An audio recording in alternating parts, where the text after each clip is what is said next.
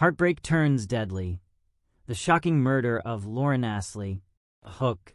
What happens when a high school graduation ends in tragedy? A young girl's life cut short, and a boy's dark obsession spirals out of control.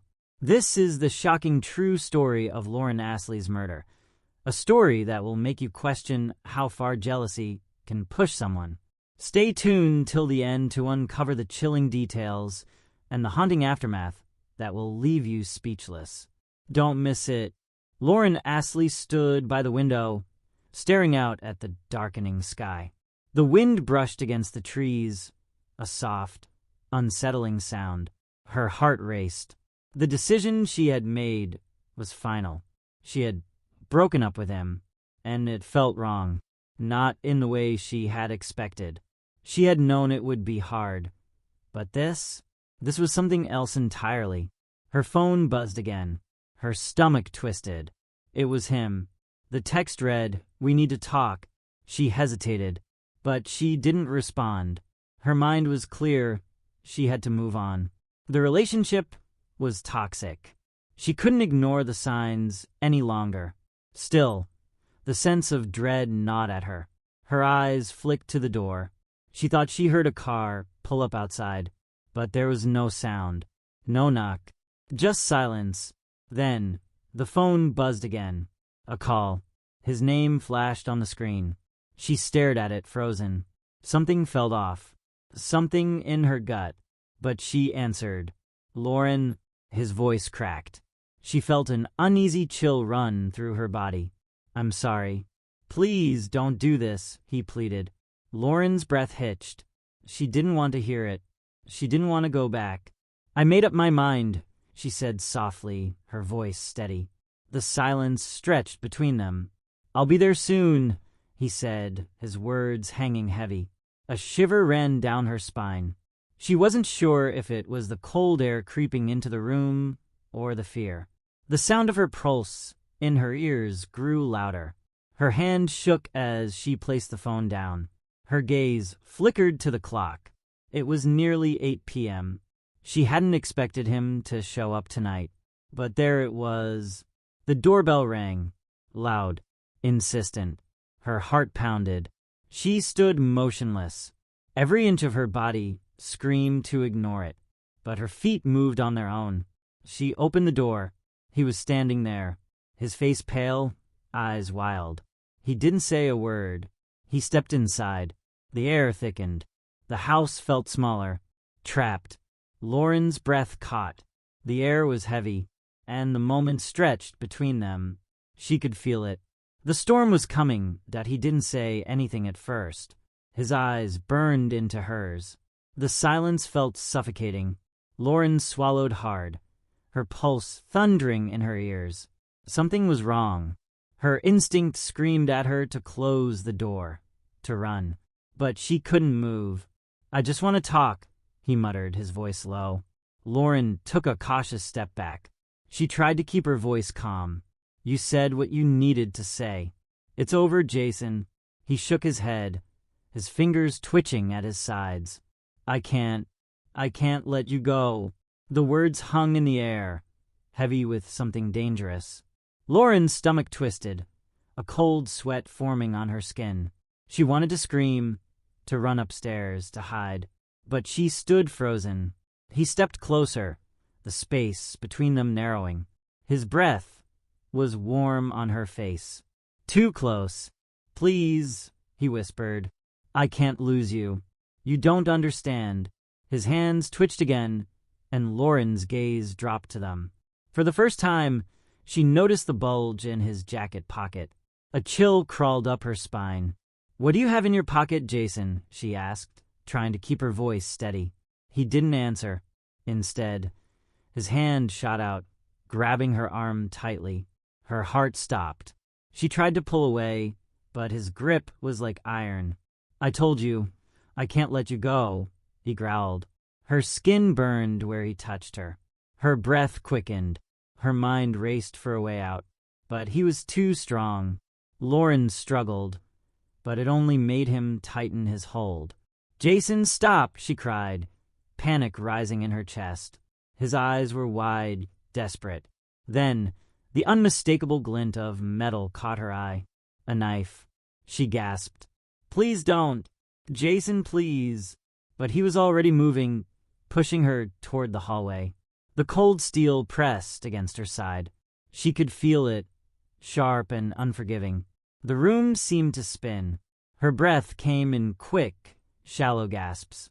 With every step he took, her thoughts grew more frantic. She had to escape, but she couldn't. The door was too far, and his hand was still gripping her arm, her heart hammered in her chest, each beat louder than the last. She could feel the knife against her skin, its coldness seeping through her clothes. Her mind raced, searching for a way out, but everything felt like it was closing in. "Please, Jason," she begged, her voice trembling. "I don't want this. You don't want this." He didn't respond. His eyes were glassy, wild. There was no trace of the boy she once knew, only a man on the edge. The hallway stretched ahead, dark and empty, but it felt like a trap. Her pulse surged, a jolt of adrenaline coursing through her veins. She twisted her body, desperate to break free, but his grip tightened. "You can't leave me," he hissed. The words cut through the air, cold and cruel. Lauren's mind was foggy with fear. She tried to think, tried to calculate her next move, but everything was happening too fast. She caught sight of the kitchen door just ahead. It was her only chance. In one swift motion, she kicked out with all her strength, aiming for his shin. He staggered back, just enough for her to pull away. But before she could make a run for it, she felt a sharp pain in her side. The knife. A scream tore from her throat as she collapsed against the wall, the world spinning. Her vision blurred, her body numb. Jason was standing over her now, his face contorted in something darker than rage. His breath was coming in short gasps. "You shouldn't have done this," he whispered, almost to himself. Lauren's body was shaking, every breath a struggle. Her fingers brushed against the floor, searching for anything to hold on to. Her eyes locked onto the front door, so close, yet so far. But Jason was too fast. He stepped forward, his hand gripping the hilt of the knife tighter. It was too late. Lauren's breath slowed. Her vision began to fade. The last thing she saw was the darkened sky outside the window, a soft wind rustling the trees. And then, nothing. The world was silent now, but only for a moment. A soft thud echoed through the house as Jason stepped back, his chest rising and falling in uneven breaths. He stood there, staring down at her motionless form. The knife still glinted in his hand, red droplets staining its blade. His gaze was distant, almost hollow. He didn't seem to realize the weight of what he had done. The reality was starting to settle in. A ringing began in his ears, growing louder. He turned his back to her, walking in slow, deliberate steps toward the door. His footsteps were heavy, each one filled with an unsettling finality. Outside, the darkness stretched like a blanket over the neighborhood. The trees swayed, their branches creaking in the wind. Jason's hand shook as he reached for the doorknob, but something made him stop. He glanced back at the hallway, at the girl he once thought he couldn't live without. He should have felt something, remorse, guilt, fear. But all he felt was emptiness. He left. The door slammed shut behind him with a dull thud. The house was still. Lauren lay motionless on the floor, the room eerily quiet. The blood pooled around her, a stark contrast to the pale, lifeless skin of her face. Minutes, then hours passed, but there was no one to hear the muffled sobs of a heart broken beyond repair.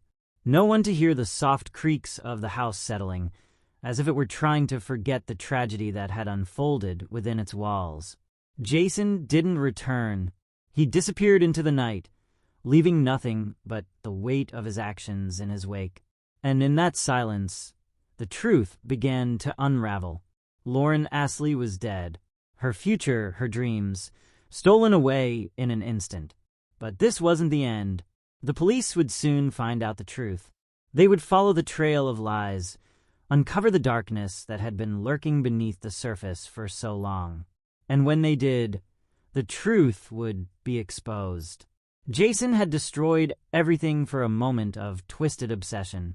And now, the world would learn the truth behind the murder of Lauren Astley. The news spread quickly, like wildfire, across town. Lauren Astley, the bright high school graduate with the future ahead of her, was gone. Her family, her friends, shattered. The investigation began immediately. The police scoured the house, piecing together the fractured events of that night. They found the blood, the knife, the signs of struggle. The scene painted a chilling picture, but it was the phone records that led them to Jason.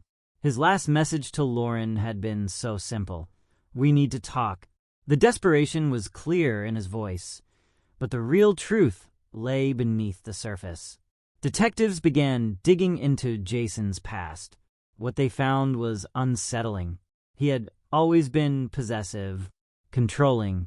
Lauren had tried to break free before, but something always pulled her back. Her friends knew about the tension, the arguments, the red flags, but no one knew just how far Jason would go to keep her. The investigators spoke to Lauren's family, each interview a slow unraveling of the horror that had happened under their roof. Jason was already gone, but they had to find him. The days passed, but there was no sign of him. His disappearance raised more questions than answers. Had he fled, or had he planned this? The tension was unbearable. The town was on edge. Every person they questioned seemed to hint at a side of Jason they never expected, a darker side. He had always been the quiet, seemingly harmless boy next door. But deep down, he had a jealousy that festered, a possessiveness that no one had fully understood. Lauren had been the one thing he couldn't control, and he had lost her. And that loss had driven him to commit the unthinkable.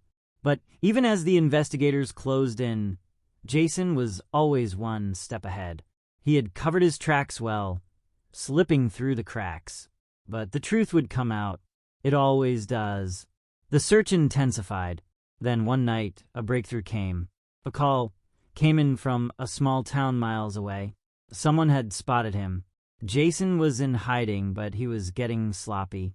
He was scared, desperate, and soon he would make one fatal mistake that would lead the authorities straight to him. But until then, his past actions hung like a shadow over everything. The truth behind the murder of Lauren Astley was still out of reach. But it wouldn't be for long. The authorities moved quickly, the tip-off fueling their next steps. Jason's location was pinpointed to a rundown motel on the outskirts of town. The walls, thin and cracked, seemed to absorb the tension in the air. He was cornered. The search party swarmed in the dead of night, their flashlights cutting through the darkness like knives. Jason had nowhere to run. Inside his small, dimly lit room, the weight of his isolation pressed down on him. He could hear the sound of footsteps outside, muffled but unmistakable. The pounding of his heart drowned out all other noise. His breath was shallow, his hands trembling. He knew they were coming, but he didn't know how to stop it. Every escape route had closed. The door creaked open, and in an instant, a swarm of officers flooded the room. Jason stood frozen, his eyes wide with fear. He was trapped. "Jason Miller," the officer's voice rang out, steady and calm. "You're under arrest for the murder of Lauren Astley." His heart skipped. The words seemed distant, unreal. He had imagined this moment 1,000 times, but now that it was here, he couldn't believe it was happening. She didn't deserve that," he muttered, the words barely leaving his lips. The officers didn't respond. They handcuffed him without hesitation. As they escorted him out of the room, Jason's gaze caught the doorframe. It looked so far away, but his mind wasn't focused on the escape anymore. His thoughts were clouded with something darker. Regret? No. Fear? Maybe. But there was something else, something deeper, buried beneath the chaos. Jason knew in the core of his being that Lauren had been right to leave him, that nothing had ever been real between them. And yet, that one crushing truth didn't matter now. What mattered was the irreversible thing he had done, the thing he could never take back, the life he had stolen. The officers drove him through the night, the silence in the car heavy with unspoken words. The bright lights of the station blurred as they pulled in. Jason was led into the interrogation room. His mind was spinning, but one thing was clear. He would never see the world the same way again. And neither would anyone else. The truth about what happened to Lauren Astley would be revealed, piece by piece. But Jason would have to face the consequences of his actions. The weight of his crime would follow him forever. And the town, the community that had known Lauren, would never forget her. The interrogation room was stark, cold, and unforgiving. Jason sat at the table, his hands clasped tightly in front of him. He hadn't spoken since his arrest. The silence between him and the detectives grew thicker by the minute. His mind raced, thoughts jumbled. But one thing kept gnawing at him, the look in Lauren's eyes before everything had gone wrong. The detectives finally broke the silence, their voices calm, but unrelenting. "Jason, we know what you did," one said, leaning in slightly, eyes never leaving him. "We just need you to admit it. We know about your obsession. We know about the texts. We know you were planning this." Jason's fingers twitched, his mind flashing back to that moment in the hallway. The knife cold in his hand. His breath quickened, but he couldn't speak. Not yet. He looked up at the detectives, his voice barely a whisper. "I didn't mean for it to go this far. I just couldn't lose her." His words were weak, laced with a desperation that had no place in the truth. "Jason," the detective said softly, "what happened that night? Tell us everything." Jason closed his eyes, his head pounding with the weight of it all. He could still see her face, her fear, the way she had tried to pull away from him, to break free. But he couldn't let her go. He took a deep breath, his hands shaking. "I loved her," he whispered, his voice raw. I thought if I could make her stay, she would realize she needed me. She had to need me, but she didn't." The detective remained quiet, allowing the silence to stretch, as Jason continued, his words tumbling out in a broken confession. I had never felt this way before. She was everything to me, and when she said it was over, I couldn't breathe. I couldn't think straight. I was losing control." Jason's voice cracked. He looked up at the detective, his eyes clouded with regret. "I didn't want to hurt her, but I was scared. I didn't know what else to do." The room felt smaller, the walls closing in on him as he continued to recount the events, the slow unraveling of his emotions that led to the unthinkable act. He spoke of his jealousy, his need to possess her, his belief that without him, she would never be happy. His hands clenched into fists. "I thought I could make it right. I thought if I just made her understand, she'd change her mind." The detective nodded slowly, his expression unreadable. "Jason, you don't understand. You didn't just hurt her. You took her future. You took everything from her." Jason's face twisted in confusion. "I didn't mean to. I swear." But the truth was undeniable. The detectives were silent as they processed his words, but they knew this wasn't the end. There were no more words to say. The confession, while filled with remorse, couldn't undo the horror of that night. And as Jason was led away, the weight of his actions would follow him every step of the way. Lauren Astley's life had ended in the most tragic of ways, and the town would never forget her, even as the cold reality of Jason's actions set in. Justice would come, but it could never bring her back. And in the quiet of that interrogation room, Jason finally understood the cost of his obsession. But by then, it was far too late. The days that followed were a blur of courtrooms, hearings, and media frenzy. Jason Miller's face appeared on every screen, every newspaper. But no amount of headlines could bring Lauren back. Her family was devastated. Her mother, once filled with hope for her daughter's bright future, now mourned the loss of everything Lauren had been and could have been. Her friends gathered to remember her, each one holding on to fragments of the girl they once knew. The laughter, the light in her eyes, the way she cared for others without hesitation. They tried to piece together how someone they all knew, someone who had seemed so ordinary, could turn into someone capable of such violence. But the truth was too ugly to ignore. Jason's trial was a spectacle, but no amount of legal arguments or witnesses could justify what he had done. He pled guilty to second-degree murder, his defense citing his history of emotional instability, his overwhelming need to control Lauren. But none of it could bring an ounce of peace to those left behind. Lauren's father, sitting quietly through every part of the trial, only spoke once. When he stood up in court, his voice shaking with grief, he said, "There's no punishment that can take away our pain. But we hope that this sends a message. Love is never meant to control. It's meant to set you free." Jason sat in the defendant's chair, his eyes hollow, his face gaunt. He had no words, no defense left. He knew he had taken something precious from the world, something that could never be replaced. The final verdict was read. Jason Miller was sentenced to 25 years to life in prison. But no sentence could ever undo the damage he had caused. Lauren's memory lived on, though. Her family and friends started a foundation in her name, dedicated to raising awareness about unhealthy relationships and preventing domestic violence.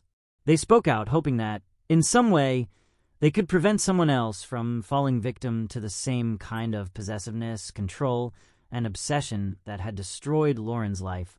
Jason's life was now confined to the cold walls of a prison cell, his actions haunting him in the quiet of the night. The world outside moved on. But for Lauren's family, for those who knew her, there would always be a part of them missing, a hole that could never be filled. Her life had ended in tragedy, but her story lived on, a warning to others about the dangers of love twisted by obsession and the devastating cost of losing control. In the end, Lauren Astley was remembered for her kindness, her joy, her future, everything that was stolen from her. And Jason Miller, for the rest of his life, would live with the unbearable weight of knowing that the girl he once loved was gone forever, and it was he who had taken her away years past. But the shadow of that night never truly faded from the town. Lauren Astley's name was spoken in whispers, in quiet remembrance. Her foundation grew, spreading awareness about the dangers of toxic relationships. People came together to honor her memory, holding events in her name, sharing her story in the hopes that others wouldn't suffer the same fate. But the pain of her loss was ever present. Her parents, though stronger in their fight for justice, were never quite the same. There was always a sadness in their eyes, a part of them missing. Her friends, now adults, still kept a piece of her with them, a reminder of the girl they once knew. But Jason Miller, behind bars, had nothing left but the remnants of his past actions. Inside his prison cell, the weight of his guilt pressed down on him, heavier than any punishment the courts could have handed him. The years seemed to stretch on endlessly, but every moment was marked by the same thought. He had taken something that could never be replaced. And still, there were times when he closed his eyes and saw Lauren's face. The fear in her eyes, the look of betrayal. It was a memory he could never escape. The years in prison were long. Jason spent most of his time in solitary confinement, his actions too violent for the general population. His life was a quiet existence now, devoid of the love he once craved, the control he once sought. There were moments when he'd lie awake, staring at the ceiling, wondering where it had all gone wrong, wondering if there had been a chance for him to change. But deep down, Jason knew the truth. It was too late for redemption. Lauren's absence was a constant ache, a hollow space where everything he had hoped for had once lived. The foundation bearing Lauren's name continued to thrive with growing support. Each year they held a memorial for her, and each year more people came, survivors of toxic relationships, families who had lost loved ones, and others who had been touched by Lauren's story. They all shared one thing in common: the understanding that the pain of losing someone to obsession, to control, was unbearable. And they all worked together to make sure no other girl, no other boy, would fall victim to the same fate. Lauren Astley would never be forgotten. Her life, the joy, the laughter, the potential, would always be a beacon for those who needed strength in the face of darkness. But for Jason Miller, the prison walls were closing in on him, just as the truth of his crime had long ago closed in on his soul. No amount of time behind bars could ever change the fact that he had taken the life of an innocent girl, a girl who had loved him once, a girl who had only wanted to be free. Years went by, and the world outside shifted. The memory of Lauren Astley, though always present, became part of the town's history, a reminder of a tragic chapter. But for those closest to her, the grief never fully healed. Her parents, though they continued to honor her legacy, still felt the absence of their daughter every day. Her mother would sometimes find herself standing in Lauren's old room, the walls now covered in photographs of the girl who had once filled the house with laughter and hope. Her father would stand by the window, staring out into the yard where Lauren had once played, the emptiness around him echoing with a painful silence. The foundation they had created in her name grew every year. It became a symbol of change, of education, of hope. But even as the impact of their work touched lives far and wide, they both knew that no matter what they did, it would never be enough to fill the void Lauren had left. But there was a shift in the air, a growing movement within the town. Lauren's story had become more than just a memory. It had become a symbol of resilience, of surviving the unthinkable. And yet, Jason Miller, now years into his sentence, still lived a life of isolation. The days bled into one another, with little to differentiate one from the next. In prison, time was a concept that slipped away, measured only by the sound of the daily routines, the metal doors slamming, the distant echo of footsteps down the hall. Jason's remorse, which had once seemed so palpable in the early days of his incarceration, had begun to fade. His life had shrunk to something small and numb. But every now and then, the memories of that night would surge back. The look in Lauren's eyes, the feeling of power in his hands, and then the crushing realization of what he had done. But there was no escape for him, not even in his thoughts. A part of him had hoped for some sort of redemption, a chance to prove he was more than his crime. But that hope had long since died. He had burned every bridge, severed every connection, and deep inside, he knew that nothing would ever give him peace. He was alone with the echoes of his past. One day, after years of quiet existence, a letter arrived at the prison for Jason Miller. It was simple, typed neatly, and stamped with the return address of a law office. Curious, Jason opened it. It was a notice for a parole hearing. He froze, the paper shaking slightly in his hands. The thought of leaving prison was foreign to him, almost impossible to grasp. For so long, he had resigned himself to the idea that he would die within these walls, forever haunted by the consequences of his actions. But now there was a chance. He didn't know what to think. Should he go through with it? Should he even try? But deep down, Jason knew there was no escaping the truth of what he had done, no matter how many years passed. No matter how much time he spent behind bars, Lauren would always be gone. And that would be his punishment, a life defined by the loss he had caused.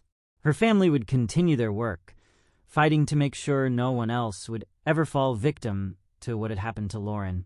Her memory would never be forgotten, and Jason Miller would never truly be free. Even if he walked out of that prison one day, he would carry the weight of his crime for the rest of his life. The parole hearing came sooner than Jason expected. The days leading up to it were filled with an unsettling silence. He had no idea how it would unfold, or if he even stood a chance. For years, the thought of parole had felt like a distant concept, something reserved for those who could show remorse, who could prove they had changed. But Jason had done neither. He had barely been able to face his reflection in the years since that night, let alone face the board of people who would decide his future. The day of the hearing arrived, and Jason was escorted into the sterile, cold room. The table was long, the faces around it stern and impassive.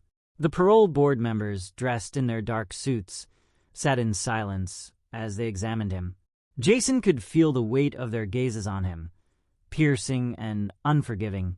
His hands were clammy, his throat dry. For the first time in a long while, he felt a flicker of something, fear.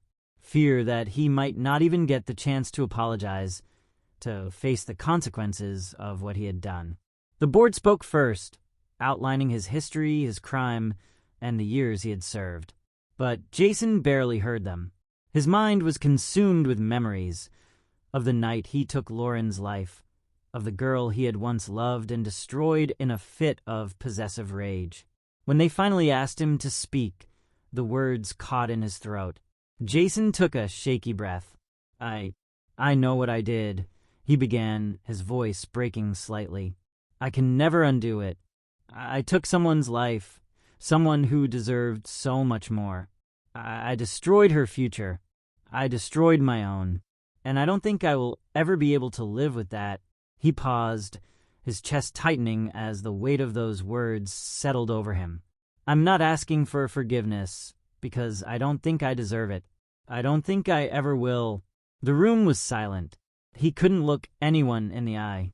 All I can say is that I'm sorry. And I'm sorry to her family, to everyone who loved her.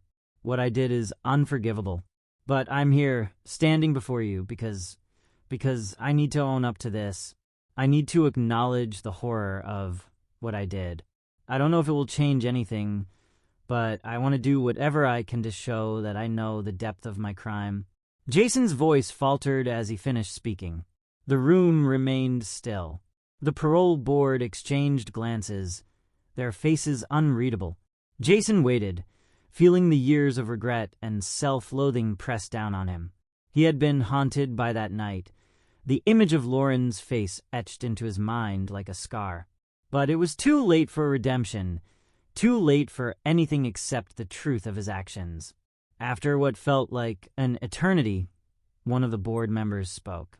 Jason Miller, you have served enough time to reflect on the gravity of your crime.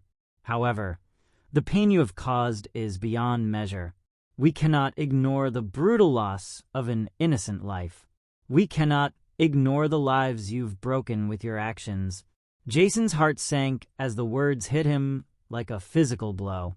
He had known, deep down, that there was no way out of this. No second chance.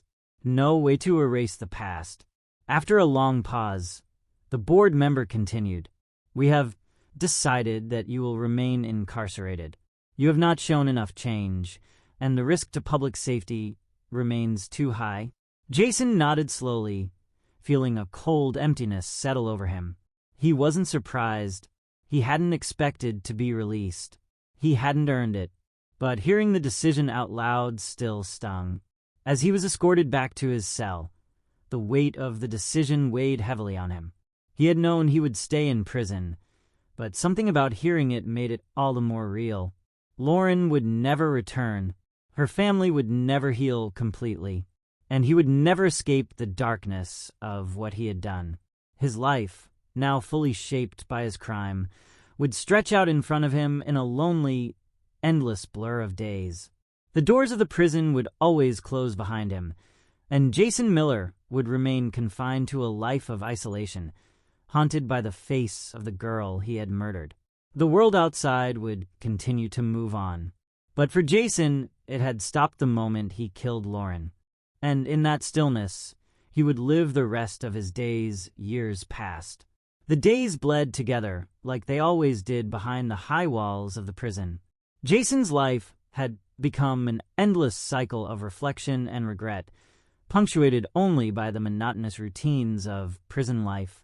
The parole hearing had come and gone, and with it, any hope of freedom. He spent his days in isolation, his cell a cage for both his body and his mind. But something had shifted in him.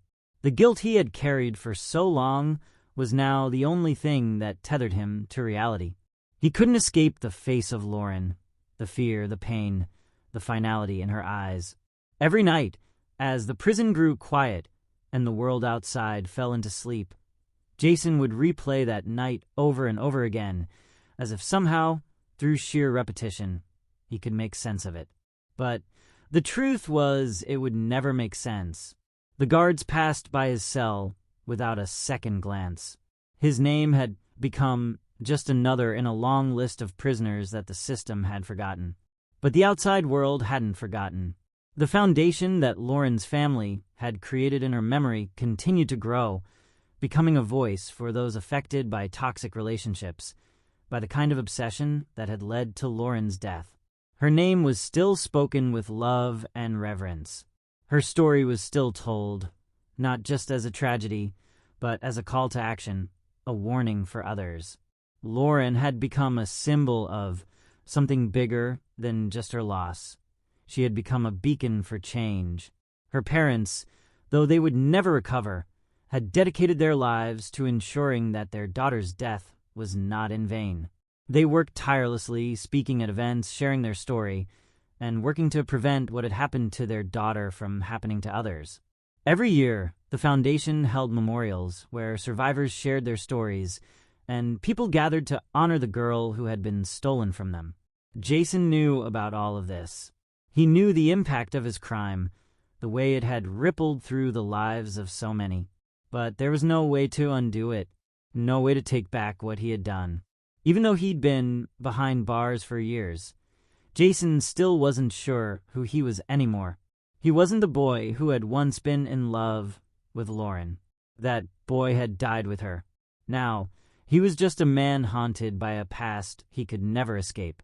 And in the stillness of his cell, in the isolation he had brought upon himself, Jason began to realize something even more terrifying than his past. No matter how many years he served, no matter how much he reflected or apologized, he would never be able to undo the damage he had caused.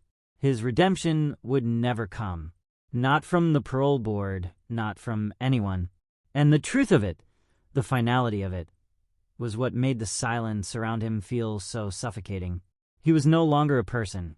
He was just a memory of someone who had once been, someone who had destroyed everything. And in that prison, Jason lived with the knowledge that nothing could ever set him free. Not even time, the years dragged on in the same monotonous rhythm. Jason's world had shrunk to the size of his cell, the prison yard, and the occasional visit from a lawyer or counselor. There were no visitors from the outside. No one remembered him as the boy he once was, not that he deserved to be remembered that way. His past, the person he had been before the night he killed Lauren, was a distant echo, a faint shadow, one that had long since faded under the weight of his crime. The world outside continued to move forward without him. The foundation in Lauren's name continued to grow, its message spreading, reaching more people each year. Her story, her tragic end, was becoming a part of something bigger, a movement. But for Jason, it was a constant reminder of what he had destroyed. There were moments, rare ones, when he allowed himself to remember. The laughter he had shared with Lauren, the small moments of tenderness that had once existed between them, before it all turned dark, before the jealousy, the obsession, the violence. But those memories were fleeting. They never lasted. They always faded back into the cold, harsh reality of his present. One day, as he sat in his cell, staring blankly at the walls, he received a letter. It wasn't a typical letter from a lawyer or a court notice or a report about his case. It was from a survivor, someone who had heard Lauren's story through the foundation, Someone who had lived through a relationship marked by the same kind of control, the same kind of possessiveness Jason had once felt. The letter was simple, but it struck Jason harder than anything he had read in years. "Your actions," it began, "show me the importance of breaking free. You may never find peace, but what you did has helped me realize that I can. I can escape, I can heal, and I won't let what happened to you happen to me. Thank you for making me understand that." The letter wasn't signed, but it didn't matter. Jason sat there, staring at it, his hands shaking. The guilt hit him all over again, but there was something else there, too. A strange, bitter kind of acknowledgement. He had hurt so many. He had stolen a life, a future, but somehow, in some way, his crime had led to something that helped others, something that was perhaps more important than his own suffering. Lauren's story, his own tragedy, had given voice to others, to those still trapped in the darkness he had once lived in. It didn't make what he had done okay. Nothing could. But somehow it had sparked something, a light in a place where there had only been shadows. Jason folded the letter carefully and placed it on the small desk in his cell, his hands still trembling. It didn't change anything. Lauren would never come back. Her family would never heal. But for the first time in years, Jason wondered if he could somehow live with the fact that, in the smallest way, his past might help someone else escape from the same fate he had caused. It was a fleeting thought, one he couldn't hold on to for long. The world outside would never forgive him, and neither would he. But in that moment, Jason Miller, the man who had destroyed everything, had finally, however briefly, made peace with the idea that his actions, though irredeemable, might have helped someone else break free from the chains he had once wrapped around his own life. And as he sat there alone in his cell, he realized something else. It would never be enough to fix the broken pieces of his soul. But for the first time, he didn't feel quite as suffocated by them. The prison walls still surrounded him, but in that silence, for just a moment, he felt like he had let go of something. The moment passed quickly, like a fleeting breath. Jason stared at the letter again, his mind trying to grasp the implications. He had been caught in the nightmare of his own guilt for so long, but somehow, this one letter, from a stranger, a survivor, had cracked something inside him. It didn't change what he had done, it didn't make things right, but for the first time, he felt something other than the weight of his crime. It was a strange sense of connection, a reminder that the world outside, though full of pain, was also full of possibilities. Possibilities for others to heal, to escape, to live. But that thought wasn't something he could hold on to for long. The cold walls of his cell were always there, pressing in on him, reminding him that his punishment would never be enough to make up for what he had done. Lauren was gone. Her family was broken. His future was one of endless solitude, of time slipping away without any hope of redemption or change. The letter didn't make it easier. It didn't bring him peace. But it was something different, something new that he hadn't expected to feel. And though the pain remained, there was a strange shift in him, as if, for once, he had stopped fighting the truth of his own actions. Days stretched into weeks, and weeks into months. Jason continued to serve his time, his routine unbroken, his days filled with the hum of prison life. But now, there was a quiet in him that hadn't existed before. A part of him had accepted the reality of his existence. He would never be free, never be forgiven. But somewhere deep inside, he could finally see the beginning of something else. Not redemption, that was long out of reach, but an understanding of his place in the world. The pain was always there, and it would never go away. But the letter, the reminder that there were people out there who had found strength in his brokenness, gave him a momentary sense of purpose. It didn't make things right, but it made his suffering feel less like a void and more like a part of something larger. In the years that followed, Jason never received another letter like it. But every time the memory of that one came back, he thought of the people who had found hope in Lauren's story. And though he was still trapped in the cell of his own making, that small spark of connection, that moment of understanding, kept him from completely fading into the dark.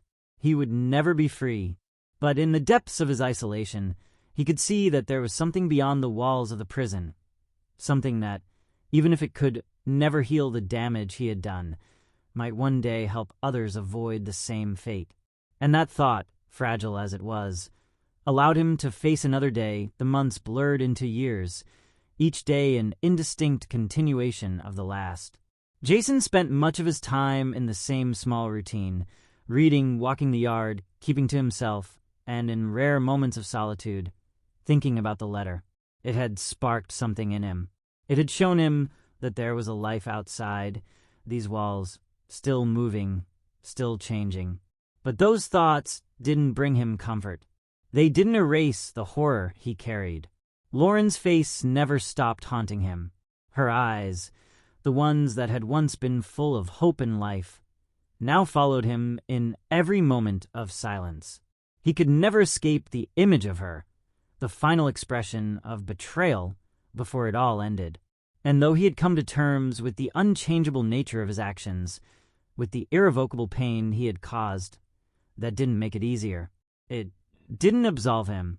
The world outside, in all its brightness, continued to evolve.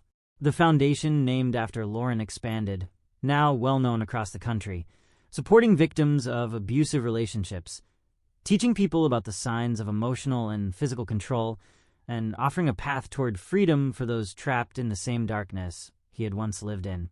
Jason couldn't help but wonder, in the quiet moments when the guilt didn't overwhelm him, if any of those people had come close to him, even unknowingly, through the ripple of Lauren's story. Had his name ever crossed their path? The thought was both a curse and a strange kind of solace. But solace was fleeting. One evening, long after lights out, Jason was in his cell, staring at the cold walls, when a guard came by with a note. It was from his lawyer, one he hadn't heard from in years. The letter was brief, almost curt. There was another hearing, a reconsideration of parole. Jason blinked, reading it twice, his heart beginning to pound. The weight of it hung in the air. He hadn't expected another chance. He had thought his fate was sealed, that the decision to keep him locked away would stand forever. But here it was another chance at freedom. For a moment, his mind raced with possibilities. Could he really leave this place? What would life look like outside these walls, where time didn't drag on at a crawl, where the memories of Lauren wouldn't be the only thing defining him? But quickly, another thought entered his mind. He didn't deserve to leave. He had taken too much. His past actions had shattered so many lives. There was no freedom for him, not in the way others understood it. This hearing wasn't about a second chance at life. It was a reflection of the system trying to do its job, trying to reconcile justice with the passing of time. And for Jason, it was just another way of confronting what he had done, but this time with the painful realization that no matter what happened next, he would always be bound by his past. The day of the hearing arrived, and Jason, once again, found himself in front of a board of strangers, seated across from the same cold table. He had prepared himself for the usual questions, for the long silence, for the inevitable judgment. But something had shifted in him since the last hearing. He had lived through years of regret, years of remorse, and now, in the sterile atmosphere of the hearing room, he understood something else. Nothing could change what he had done, and that realization, heavy as it was, made the hearing feel less like an opportunity and more like an obligation. One by one, the parole board members asked their questions.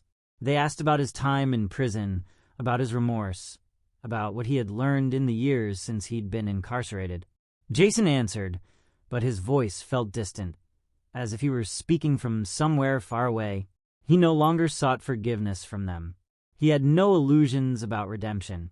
What he sought, if he could even call it that, was just an understanding that, at least in his own way, he had come to accept the consequences of his actions. that he no longer fought against the reality of what he had done, but instead simply faced it. When the hearing was over, the board took a long time to deliberate. The minutes stretched into hours, and Jason sat in the sterile silence, waiting for their decision. Finally, the door opened, and one of the board members entered. They sat in front of him, the moment dragging.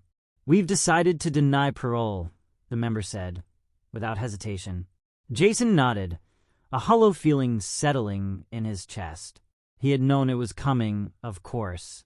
The board explained that while he had served a significant amount of time, the nature of his crime, the depth of its impact, and his continued isolation in prison weighed against any possibility of release. There would be no second chance. Not now. Not ever.